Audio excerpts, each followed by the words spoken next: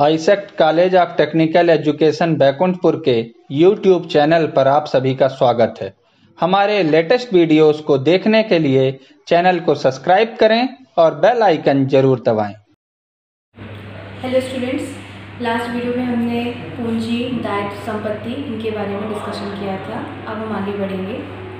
हमारा अगला टॉपिक है माल, जिसे हम गुड्स भी कहते हैं। देखिए, माल क्या कहता है? माल उस वस्तु को कहते हैं जिनका क्रय विक्रय किया जाता है।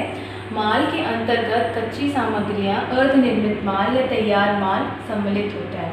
माल क्या होता है? जैसे जिस चीज़ का एक व्यवसाय करता है। जैसे मेरी फर्नीचर की शॉप है तो फर्नीचर जो हुआ वो मेरे लिए माल कहलाएगा। जैसे मेरी इलेक्ट्रॉनिक्स की शॉप है ना, इलेक्ट्रॉनिक सामान जो fridge, TV, cooler, washing machine, ये हमारे ये उस व्यवसाय के लिए क्या होगी? माल होगा। ठीक है, तो भाई माल के अंतर्गत तो हमें समझ में आ गया कि माल क्रय विक्रय की जाने वाली वस्तु होती है जिसका एक व्यापारी व्यवसाय करता है। लेकिन ये तीन तरीके की होती है। कच्ची सामग्रियाँ जैसे जो रॉ फॉर्म में मिलती है। जैसे यदि मैं एक ग्रॉसरी शॉप की बात करूँ या किराना स्टोर की बात करूँ तो जैसे गेहूँ, दाल, चावल जो भी अनाजें होती हैं वो कच्ची सामग्री कहलाती है। उसको हम रॉ ही रूप में खरीदते हैं, कच्चे रूप में ही खरीदते हैं। उसके बाद जाके हम उसको पीसते हैं, फिर उससे हम उसका यूज़ करते हैं। अर्धनिर्मित माल ऐसा माल जो आधा बना होता है और आधा बनने के लिए रहता है, लेकिन हम अर्धनिर्मित रूप में ही खरीदते हैं। जैसे कि मैं एग्जांपल लूँ मैगी का। मैगी हम सबको पसंद है, तो मैगी क्या होती है? वो हम क्या करते हैं, उसको पानी बॉईल करते हो, जैसे चाहे बनाना चाहते हैं, तो वो आधा बना होता है, आधा उस पर प्रोसेसिंग बची होती है। ठीक है। तैयार माल जो एक तरीके से पूरा तैयार होता है, जिसको कस्टमर डायरेक्ट ही कंज्यूम कर लेता है, उस पर हमको कोई भी और कार्य करने की ज़रूरत नहीं होती है। जैसे कोई भी बिस्किट हो गया तो भी बिस्किट के साथ हम उसको लेके आते, उसको कुछ करते नहीं, हम डायरेक्ट ही कंज्यूम कर लेते, उसको खा लेते हैं, तो वो क्या होगा? तैयार माल होगा। तो इस तरीके से माल की तीन श्रेणियाँ होती है: कच्ची सामग्री, अर्धनिर्मित माल और तैयार माल। नेक्स्ट है क्रय आप सभी को पता होगा, परचेस करना जिसको बोलते हैं। जब व्यापारी द्वारा वस्तु बेचने के लिए खरीदी जाती है तो उसे क्रय कहते हैं। जब कोई व्यापारी व्यापार किस चीज़ का करेगा, है ना? मान लीजिए उसको फर्नीचर बेचना है तो फर्नीचर या तो वो खरीद के बेचेगा या तो उसको बनाएगा, है ना? तो ये क्या होगा? हमारा क्रय करना कहलाएगा। जब व्यापारी वस्तु बेचने के लिए उसको खरीदता है तो वो क्रिया क्या कहलाती है? परचेस कहलाती है। नेक्स्ट है सेल्स। परचेस का बिल्कुल अपोजिट होता है सेल्स का। ये क्या कहता है? जब खरीदा गया माल ग्राहकों को बेचा जाता है तो उसे विक्रय कहते हैं। Very simple. यहाँ व्यवसाय, जो व्यापारी है वो किस चीज़ का व्यवसाय कर, जिस वस्तु को का व्यवसाय कर उसको बेचेगा, तो बेचने की क्रिया क्या कहलाती है? वो सेल्स कहलाती है। क्रय और विक्रय ये दो तरीके से होते हैं। आप नगद क्रय भी कर सकते हो और उधार क्रय भी कर सकते हो। आप नगद विक्रय भी कर सकते हो और उधार विक्रय भी कर सकते हो। इसके बारे में हम आगे डिस्कस करते हैं।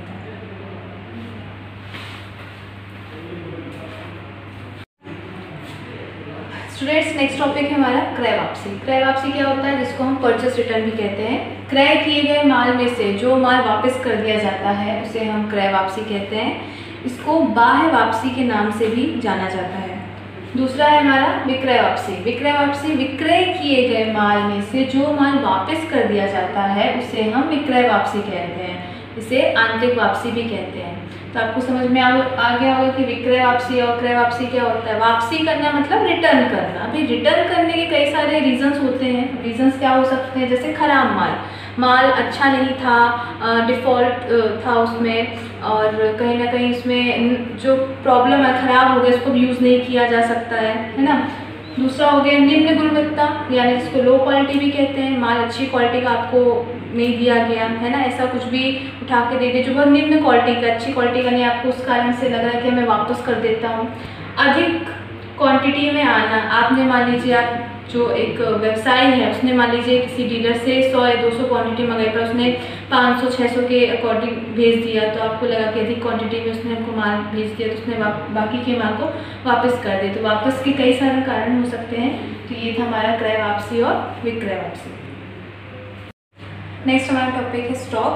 जिसको हम स्कंद या रहतिया भी कहते हैं। रहतिया क्या होता है? एक निश्चित समय अवधि में जो माल बिकने से रह जाता है उसे हम स्टॉक कहते हैं। देखिए, व्यापार में ज़रूरी नहीं कि आप जिस चीज़ का व्यापार करें आप चाहते कि ये एक ही दिन में सारा कुछ जाए, आज क्या सब कुछ बिक जाए, उसके साथ कोई भी माल हमारे पास बचा ना रहे, लेकिन ऐसा संभव नहीं है।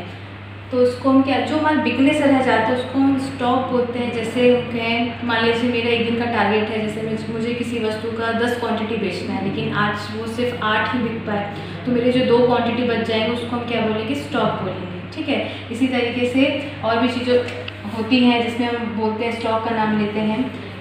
जनरली स्टॉक जो है वो 2 प्रकार के होते हैं, एक होता है क्लोजिंग स्टॉक और दूसरा होता है ओपनिंग स्टॉक। जो माल बिकने से रह जाता है उसको तो स्टॉक बोलते हैं, लेकिन अंतिम और प्रारंभिक क्या होता है। मान लीजिए आज मैंने दिन भर में 100 क्वांटिटी थी, किसी प्रोडक्ट की 100 क्वांटिटी थी, मुझे बोला गया कि आप 100 के 100 बेचो, पर मैंने कितना बेचा, उसको 90 बेचा है ना। 90 प्रोडक्ट जो है मैंने उसकी सेलिंग कर दी।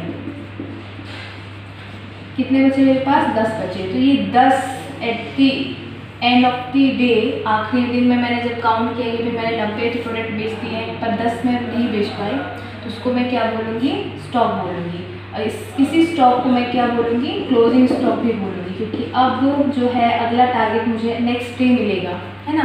तो उस दिन तक मेरे पास जो है वो 10 क्वांटिटी बची थी। अब मैं क्या करूँगी, अगले नेक्स्ट डे उसी 10 क्वांटिटी को फिर से लूँगी और वापस से मैं इसको बेचने का कोशिश करूँगी कि वो बिक जाए। तो इसको मैं क्या बोलूँगी, ओपनिंग बोलूँगी, ओपनिंग स्टॉक बोलूँगी।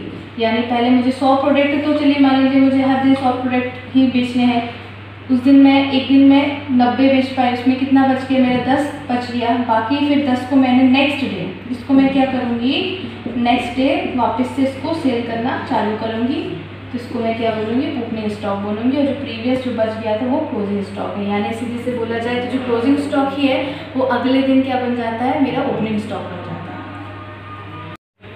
स्टूडेंट्स, अपना नेक्स्ट टॉपिक है इन्वेंट्री। इन्वेंट्री जिसे हम वस्तु सूची कहते हैं। इन्वेंट्री को हम गुड्स स्टॉक के संदर्भ में प्रयुक्त करते हैं। यह एक विस्तृत सूची होती है माल के विषय में, जिसमें माल की मात्रा, उसकी कीमत, उपलब्धता आदि की विस्तृत जानकारी होती है। इसमें माल के हम तीनों स्वरूपों को देखते हैं, जिसमें कच्चा माल, अर्धनिर्मित माल, निर्मित माल और स्कंध की जानकारी रहती है।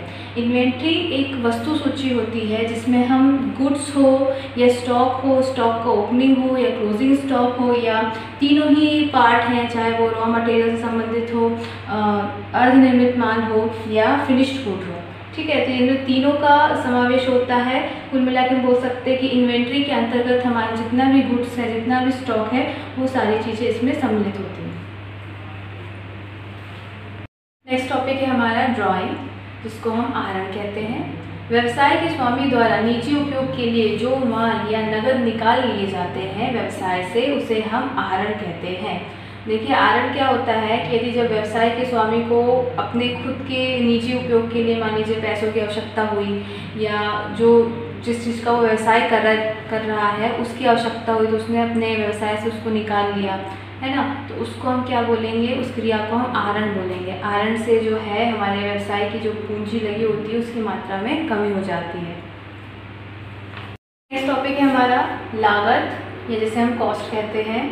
व्यवसाय एवं उसके कार्यों में प्रयुक्त होने वाले सभी कच्चे माल, सेवा या उत्पादन कर उसे उपयोगी बनाने के लिए किए जाने वाले सभी प्रकार के प्रत्यक्ष एवं अप्रत्यक्ष व्ययों के योग को हम वस्तु की लागत कहते हैं। लागत आप सभी लोग जानते होंगे कि मान लीजिए मैं किसी वस्तु को बनाकर बेचती हूँ, तो उस वस्तु को बनाने में जो भी खर्चे होंगे, जो भी खर्चे मैं डायरेक्टली करूँगी या इनडायरेक्टली करूँगी, तो उन खर्चों के जो योग को हम क्या कहेंगे, लागत, है ना। लागत को हम ऐसे भी समझ सकते हैं, मान लीजिए मैं फर्नीचर, चूँकि जो शॉप है उसमें फर्नीचर बेचती हूँ, तो मुझे फर्नीचर भी बना के मैं बेचती हूँ। तो फर्नीचर बनाने के लिए मुझे कच्चा माल, लकड़ी वगैरह चाहिए पड़ेगा, है ना, पॉलिशिंग वगैरह, उसमें मुझे लेबर चार्ज भी लगेगा, इस तरीके के मुझे सारे तमाम खर्चे लगेंगे, तब जाके वो लकड़ी से एक फर्नीचर का रूप ले पाएगा। ठीक है, तो इसे हम क्या बोलते हैं, कॉस्ट कहते हैं। नेक्स्ट है हमारा टॉपिक खर्च, जिसको हम एक्सपेंस बोलते हैं। व्यवसाय में माल, वस्तुओं तथा सेवाओं के उत्पादन या प्राप्ति करने हेतु जो लागत आती है उसे हम व्यय कहते हैं। व्यय लागत लगभग व्यय और लागत एक ही है, लेकिन इसमें थोड़ा सा अंतर ये है कि व्यय जो है वो हम छोटे छोटे मात्रा में कर सकते हैं। मान लीजिए मैं वेतन देती हूँ, वेतन, किराया या कमीशन दे रही हूँ, बिजली का बिल दे रही हूँ, टेलीफोन एक्सपेंस कर रही हूँ, तो ये व्यय जो है वो छोटी छोटी मात्रा में हो सकता है, छोटे छोटे मद के रूप में हो सकते हैं। पर लागत क्या होती है? इन व्ययों के योग। इस चीज़ को आप बिल्कुल ध्यान रखेंगे कि व्ययों के योग को हम लागत कहते हैं, और जो तमाम छोटे छोटे खर्चे होते हैं उसको हम क्या बोलते हैं? व्यय कहते हैं। सो स्टूडेंट्स, आज के वीडियो में हमने ये सारे टॉपिक्स को क्लियर कर लिया है। आई होप आपको ये सारे टॉपिक्स अच्छे से समझ में आए होंगे। नेक्स्ट वीडियो में हम लोग अकाउंटिंग टर्मिनोलॉजी को कंटिन्यू करेंगे और हम इसके आगे के और टॉपिक्स के बारे में डिस्कशन करेंगे। Thank you.